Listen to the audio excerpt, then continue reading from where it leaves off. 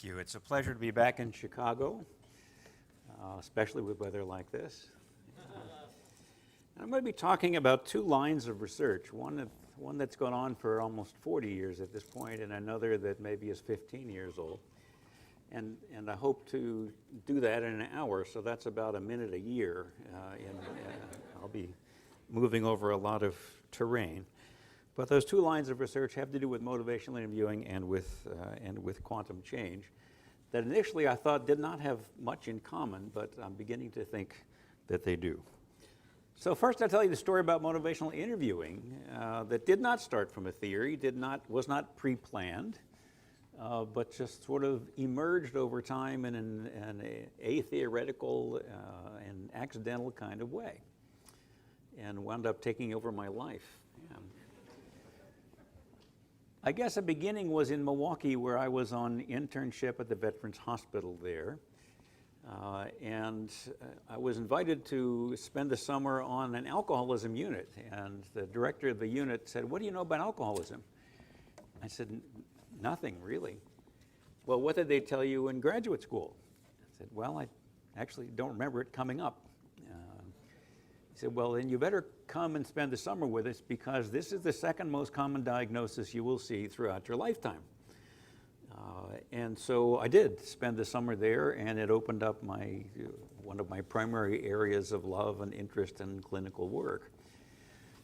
And since I didn't know anything about alcoholism, I simply put on my best Carl Rogers hat. Happily, I'd been trained in Rogers as well as cognitive behavioral therapy.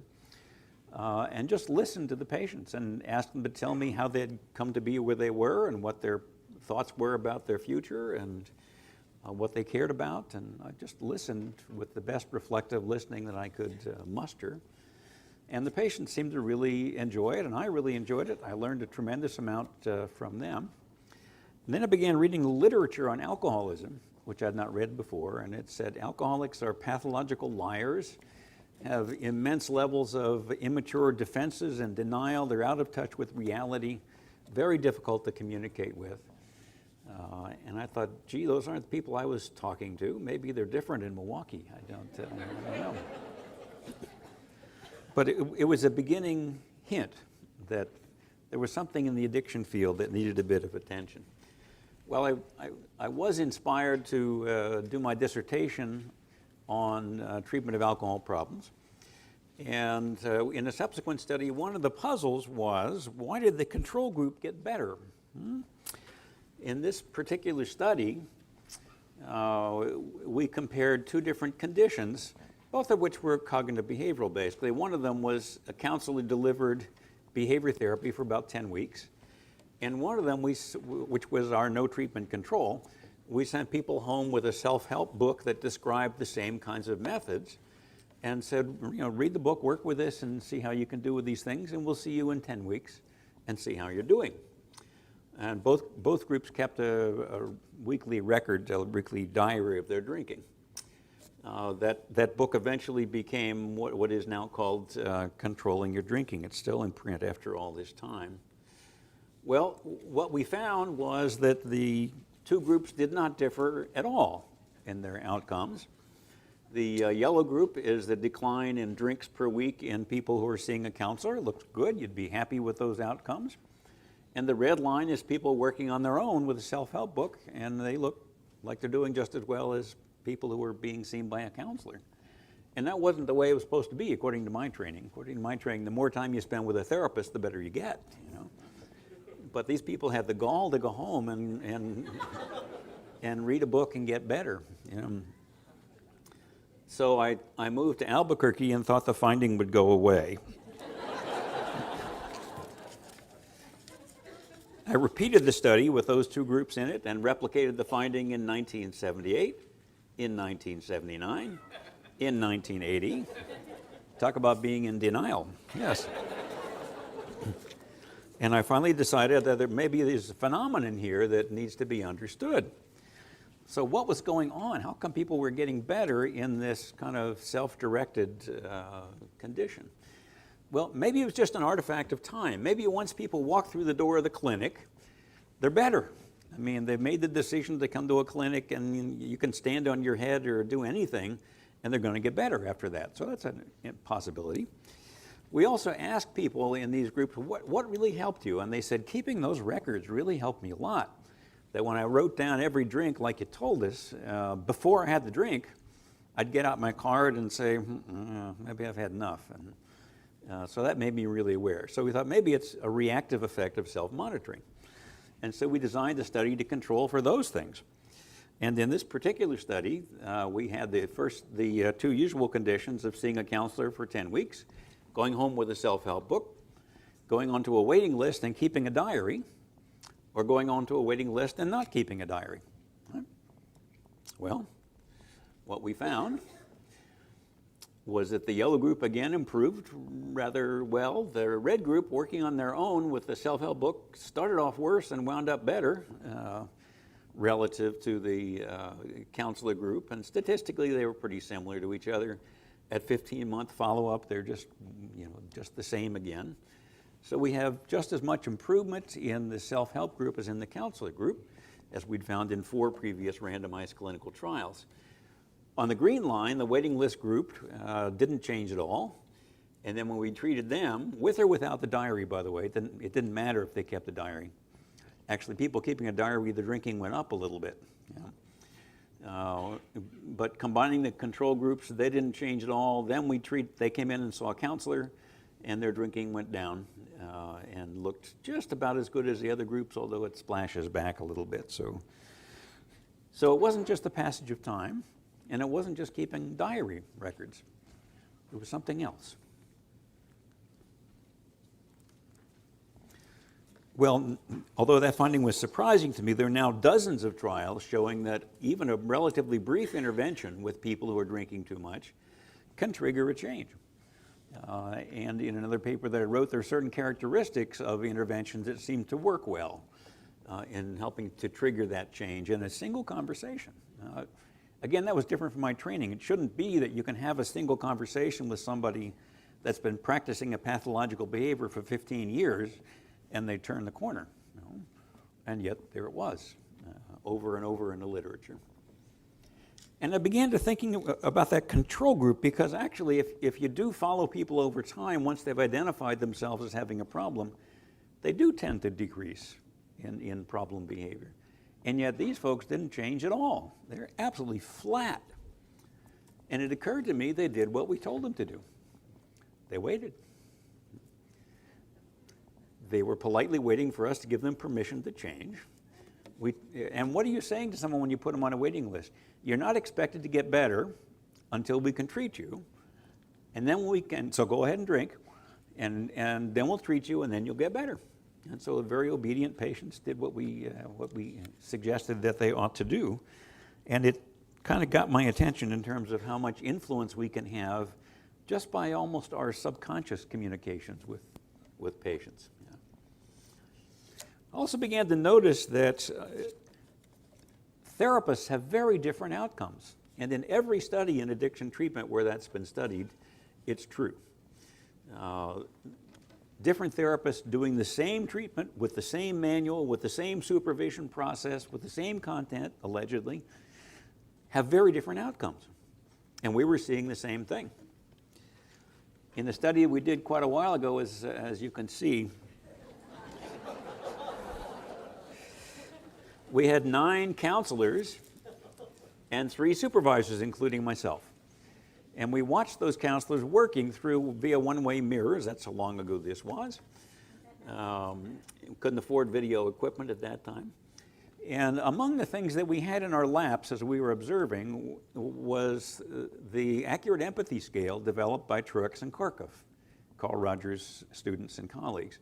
How well is this counselor listening to the patient, interested in what they have to say, understanding it and reflecting it back well? So most of you, I assume, have had some training in client-centered counseling and know the skill I'm talking about.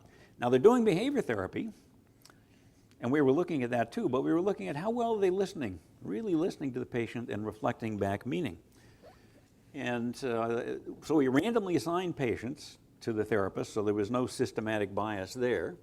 And we all rated these therapists on the level of empathy, and our ratings had very high agreement 0.89 among the three of us with independent ratings. Well, you see 9 yellow bars, and those are the 9 therapists and their success rates in working with patients. And they're lined up from 1 to 9, 1 being the most empathic therapist. We all agreed that was the most empathic therapist that we saw out of 9. And at the other end, number 9 was the least empathic therapist. 2 of us rated that person 9, and the other rated that person 8 out of 9, so we had very high agreement. And you can see that the outcomes are rather different, and they're not randomly distributed here. Therapists with high levels of empathy have 175% positive outcomes, and it drops down to 25% with therapists who had the lowest level of empathy, who went to medical school, by the way. Now, over on the right-hand side of the graph, you see a red bar that is the success rate of people working on their own with the self-help manual, because we sent people home with a book also. And 60% of them hit this criterion for a good outcome. If you average all the therapists together, their average outcome is 61%. So therapists and manuals, self-help manuals, are no different from each other. And yet you only have to look at the graph to know that therapists are different from self-help manuals. There are 5 of them where they have a better success rate than just going home with the self-help manual. And there are actually 3 therapists where the client would have been better off going home with a good book than working with this counselor. And this is not an unusual finding in addiction treatment. There are often a small number of therapists with particularly poor outcomes hanging out down at the bottom there.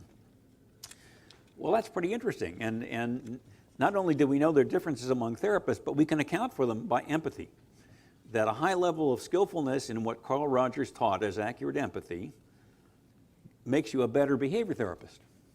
Kind of intriguing. In fact, the correlations were pretty high. You know about correlations. We were able to predict the number of drinks per week that clients were having 6 months later with a correlation of 0.82. You square it, you're accounting for 2/3 of the clients drinking by how well the counselor listened. At a year, correlation is still 0.71. 2 years later, the correlation is still 0.51, accounting for 1/4 of the variance in outcomes, which is huge in psychology, based on how well this behavior therapist was listening to their client and reflecting meaning back to them. We're not the only ones to find it. In a study published the next year, Steve Valley reported these relapse rates. So up in this graph is not good, all right? Relapse rates for clients assigned randomly to counselors in an alcoholism treatment program. And the red bars are counselors who were low in client-centered skills. The yellow bars are clients who had kind of medium client-centered skills. And the green bars are the therapists, counselors, who had the highest level of client-centered skills. And you can see that the relapse ratio is anywhere from 2 to 1 to 4 to 1, different, depending on what counselor you got. If you got an empathic counselor, you're much better off than if you get a very low empathy counselor. Well, with that, I went off to Norway on my first sabbatical. And I worked at an alcoholism hospital, and they gave me a corner office that had been the barber shop. So they ran the barber out of there. And I got this beautiful office on a lake and a fjord, sitting there, looking out into the Norwegian forest. And I was hired to lecture on the cognitive behavioral treatment of addictions, which I did.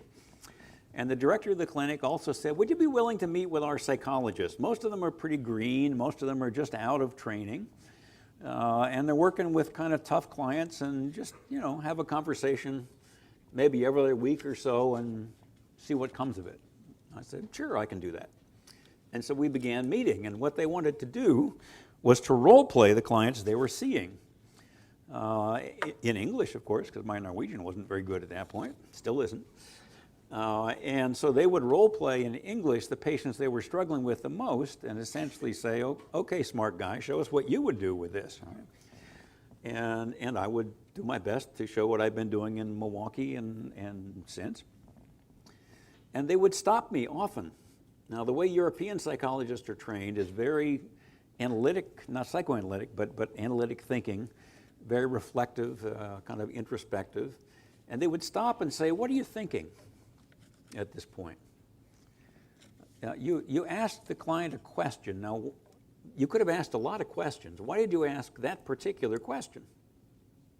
Or you reflected what the client said. But the client said a lot of things.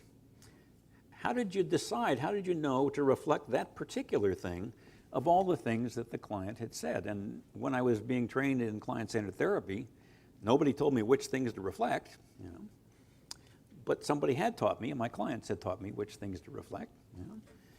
And so I began to verbalize some decision rules that I was using implicitly that I was not conscious of, and that were embarrassingly different from the lectures I was giving in the next room.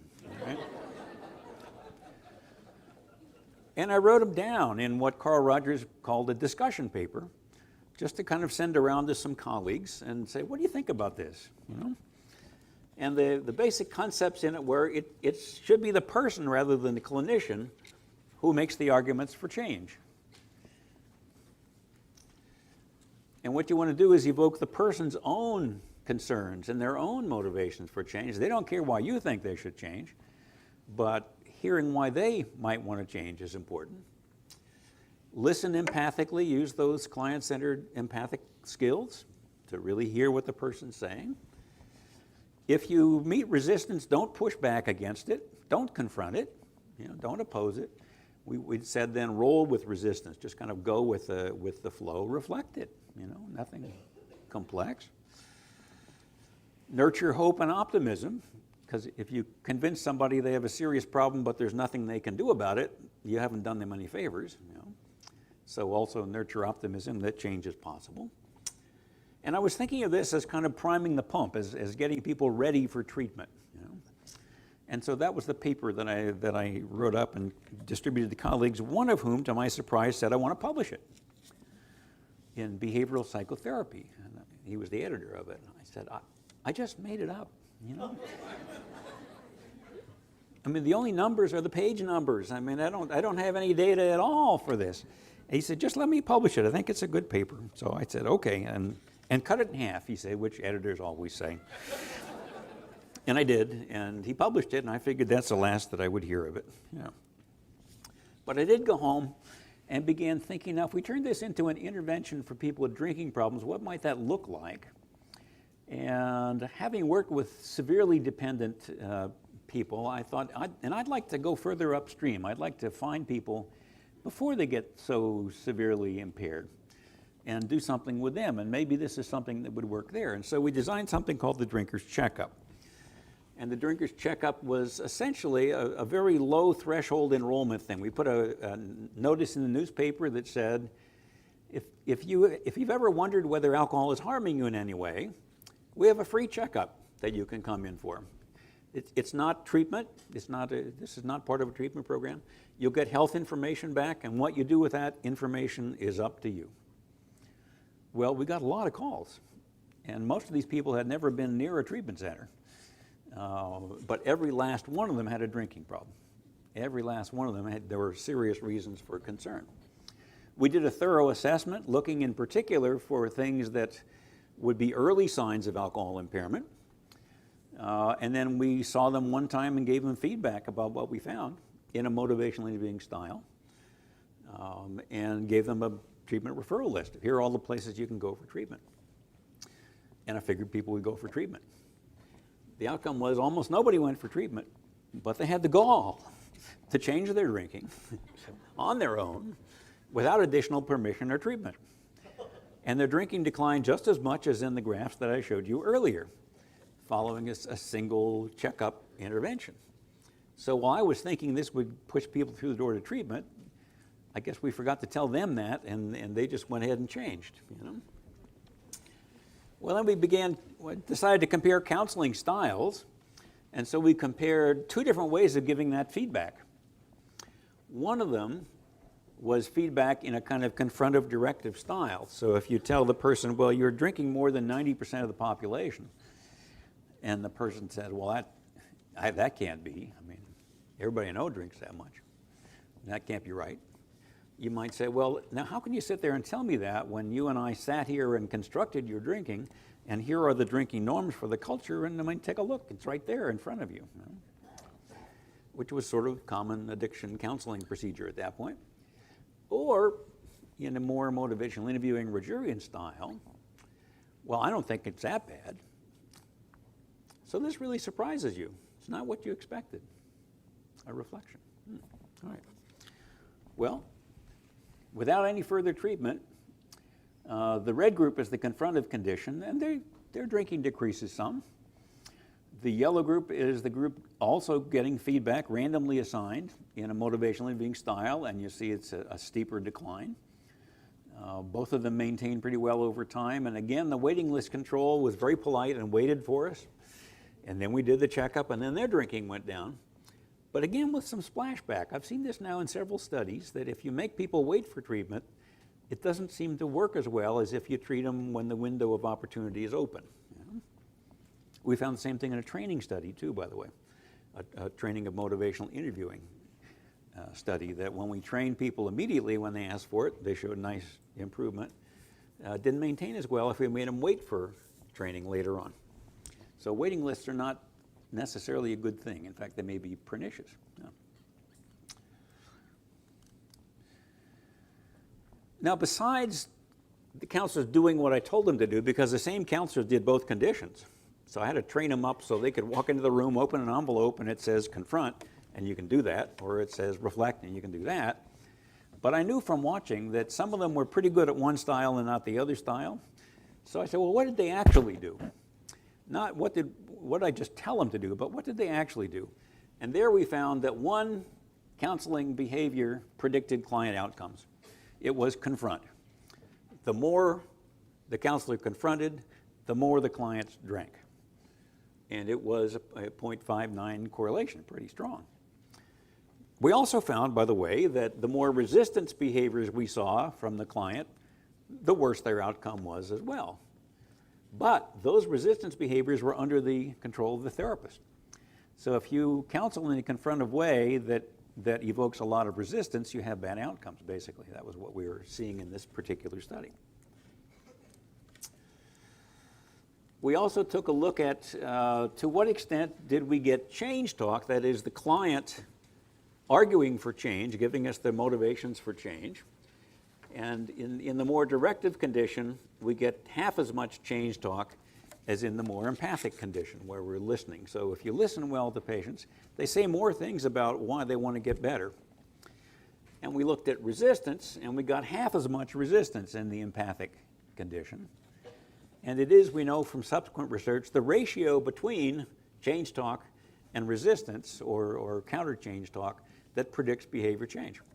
So you've got about a 3-to-1 ratio in the empathic condition, whereas on the directive side, you've got ambivalent clients, equal amounts of pro and con, basically.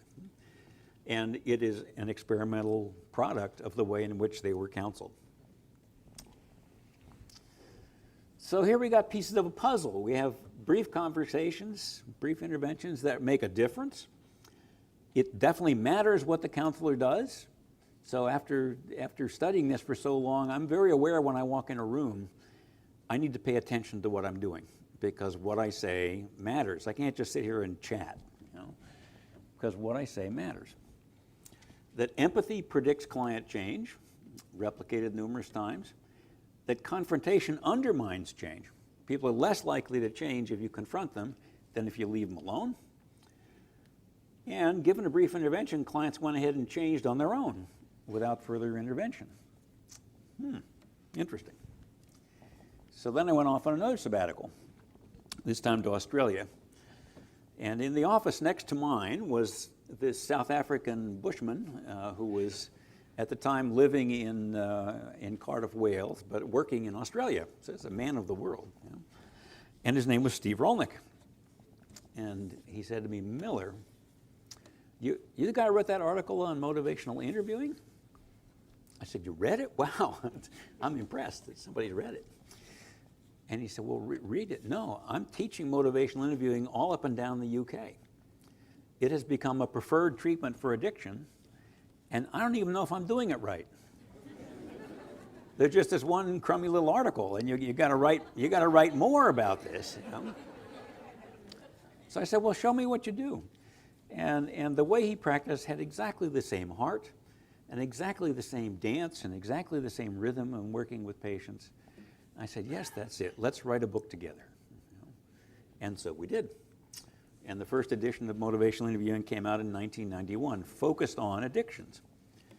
By the time our second edition rolled around, it had already spread into so many other areas of healthcare and social services that it wasn't about addictions anymore.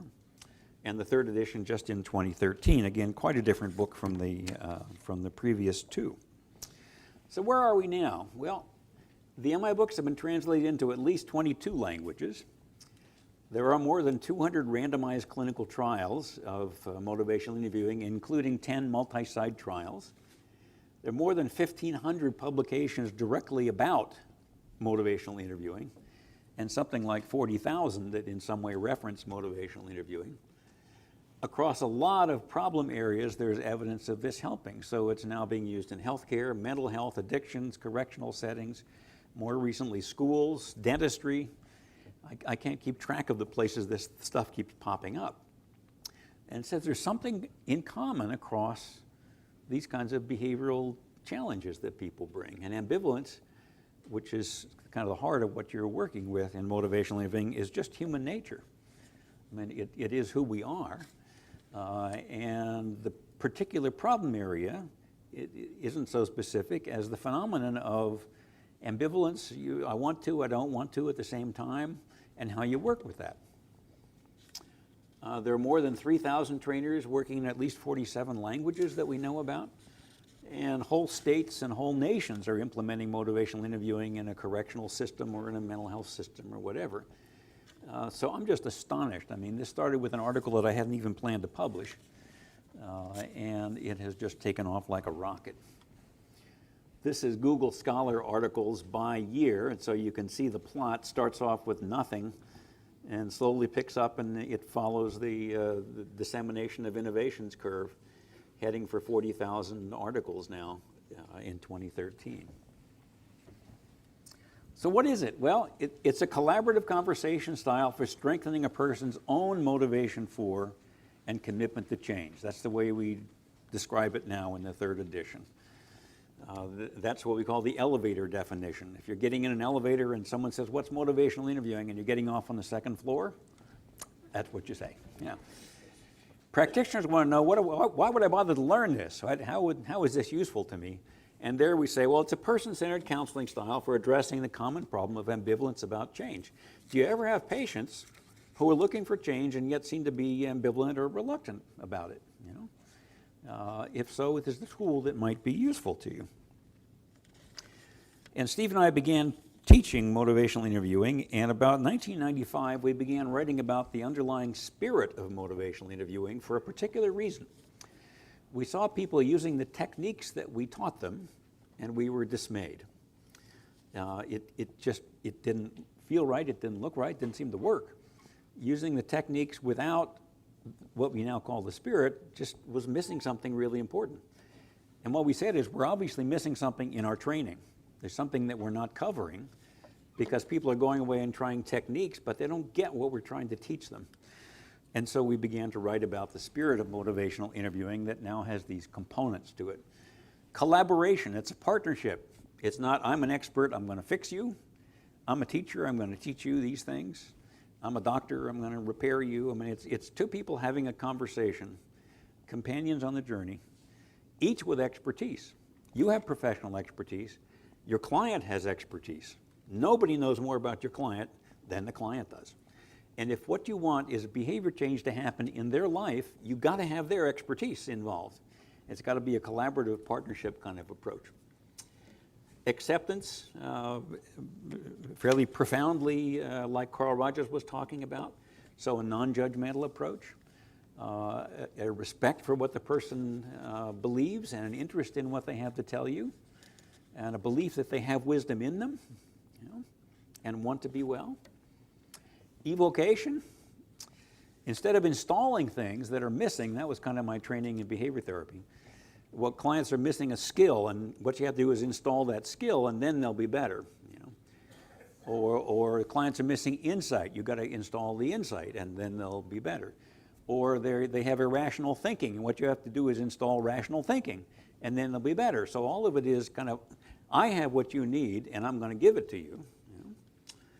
Motivational interviewing says you have what you need, and together we're going to find it. You already have what you need, and together we're going to find it. And it's calling forth from the person their own wisdom, their own resources, their own ideas, their own motivations for change. And then finally we added compassion. The primary reason for the conversation is the other person's welfare, because you can do the other three things and sell used cars. Those are all interpersonal influence techniques that once learned can be used in a whole variety of contexts. We're saying here the purpose is solely the other person's best interest. All right. We talk now about 4 fundamental processes. This is a whole new way of talking about and teaching motivational interviewing. First, engaging, so often ignored.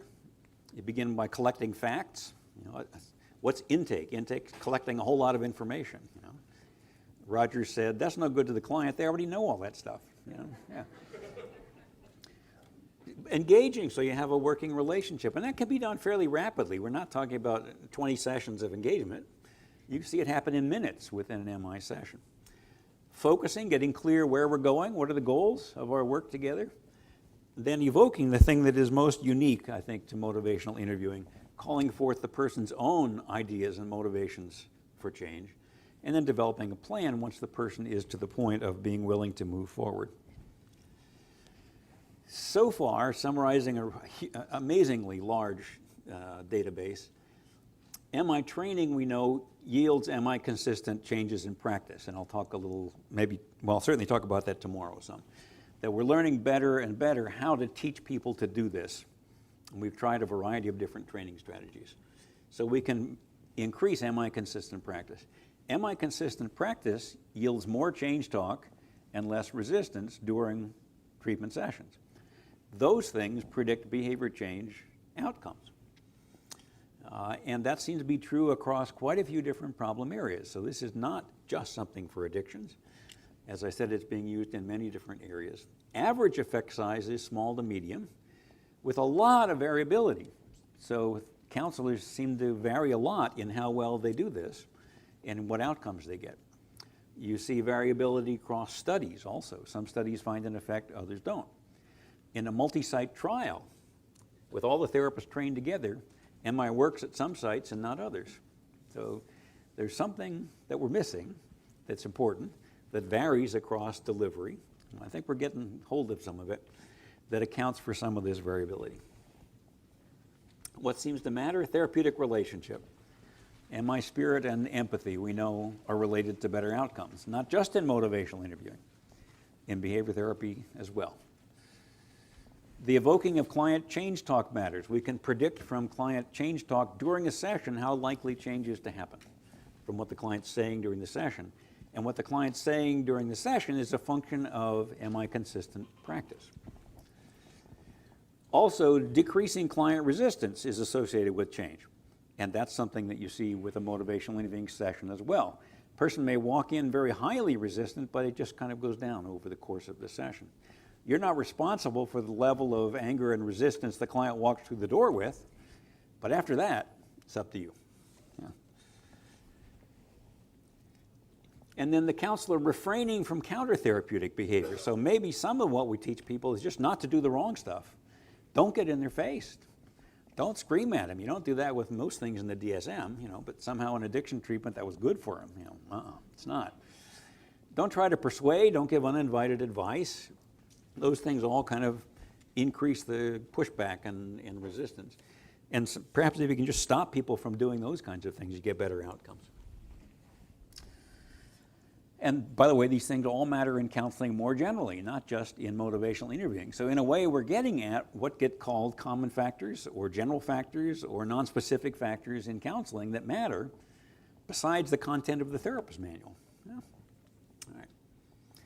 We also, in the third edition, have said this is not just about behavior change. It's not just about stopping bad habits. and not just about dealing with problems. Motivational interviewing can be used in a much broader way that involves human potential, and thereby it connects it back to the roots of motivational interviewing, which is a humanistic counseling approach.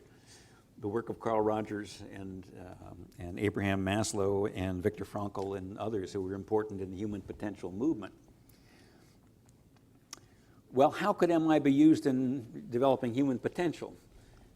I mean, first of all, I'm removing obstacles to growth. So I was worried the client-centered folks would hate me because we're sort of directional with MI. But in both the UK and the US, as I went to and talked to the client-centered communities, they said, well, no, of course. I mean, if a person's drinking and that's getting in the way of their personal growth, of course you would remove that obstacle. No, that's not a problem. You know, we got over that long ago. So, yeah. Exploring personal values. What do you care about in life? What matters to you? You know? Reducing self-ideal discrepancy. Rogers thought this was a source of pathology, that the more your ideal self and your actual self are different, the more unhappy and pathological you're going to be. And of course, you can do that by changing your goals, or you can do that by changing your behavior, and maybe some of both. You see now a lot of emphasis in third-generation behavior therapies on acceptance, accepting things you can't change, familiar in 12-step community as well. Hobart Maurer, a learning theorist, wrote about integrity therapy, living in a way that has integrity with your core values. What do you care most about, and in what way is your life reflecting that or not reflecting that? I think MI has tremendous potential there. There's an article on spiritual bypass of people trying to avoid dealing with emotional pain by talking about spiritual issues. And this comes from spiritual directors. They say, there's something else going on here and the person doesn't want to deal with it. So again, helping people get around obstacles to their growth. Coming to peace with life transitions. Acceptance of one's limitations and aging. Acceptance of dying process, both in the person who's dying and then the people around them. There's a relatively recent study on evoking death talk, having people talk about the dying process while it's happening as a therapeutic process. And the next step in life's journey. Whether it's moral growth, thinking about Kohlberg's model, if you were to take the next step in moral development, what would that look like? In compassion, as described by the Dalai Lama and Karen Armstrong. In developing your faith, your spirituality, as described by James Fowler. In awareness, as described by the Buddha in consciousness. So there are these kind of maps for human growth, and none of us are at the end of those. So what's the next step for me in my spiritual journey, and how might I take that, and why do I want to take that? So we're thinking more about how MI can be used in other ways.